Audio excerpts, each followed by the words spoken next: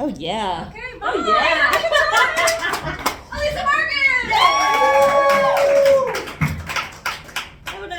Hello. Oh my gosh. So I also came to talk about my dead mom. Hooray! So my mom, one thing about her is she really, very controversial, really loved pizza.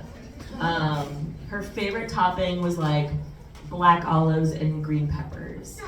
I feel like though that I like pizza more than my mom, and here is a story that will illustrate that.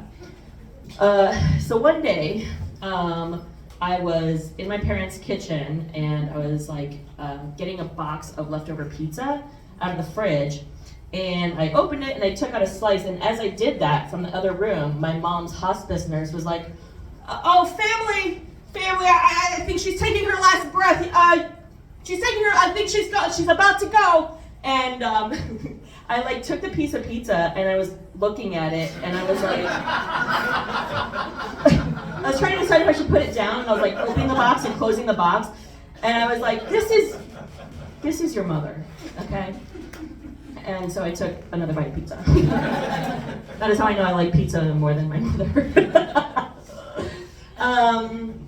So the hospice nurse that we had for her was really just a beautiful person, just very knowledgeable, very zen, very reassuring.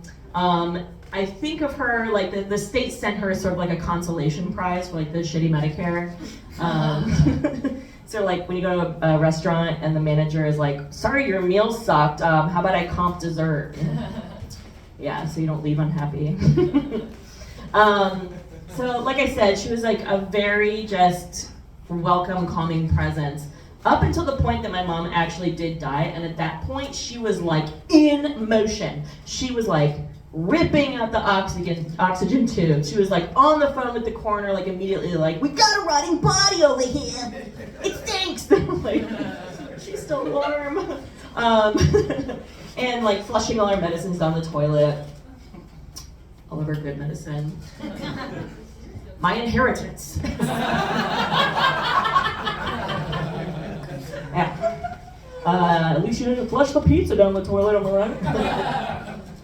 Lord. Another thing about my mother is she really, really loved Starbucks. Bit of a basic bitch, yes. In the last couple of months of her life, like she would only eat cake pops and frappuccinos, like every day for every meal. Yes. And when she died, my dad, like in tribute, put her ashes in a Starbucks cup.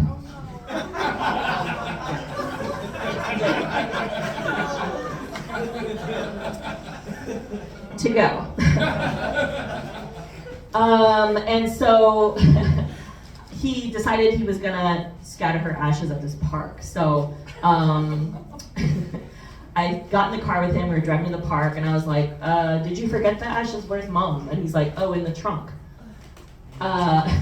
So like, this whole time, it had been a week since she died, so this whole time, he'd been like driving around with a Starbucks cup full of his wife's ashes, just like bouncing around freely in the trunk.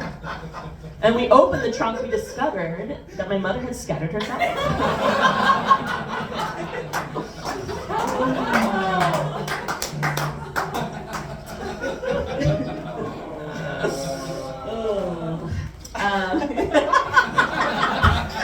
The groan heard around the world.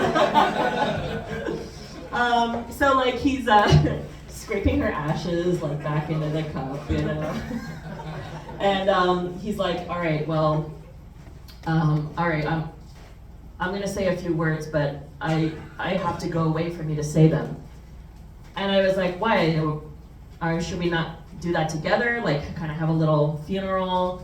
And he's like, "Well, your mother didn't want a funeral." And I said, "Why?" And he said, "Well, because he didn't want to give you an opportunity to talk shit about her." Look at me now. Yes. And then he said his little words, and he's like, "All right, I'm going to scatter the ashes." And I was like, "Okay." And he's like, "And you also can't watch me do that because she doesn't want to give you an opportunity to spit on her grave." Paranoid schizophrenia, what can I say? Luckily, I had already spit in the Starbucks cup, so I had it covered.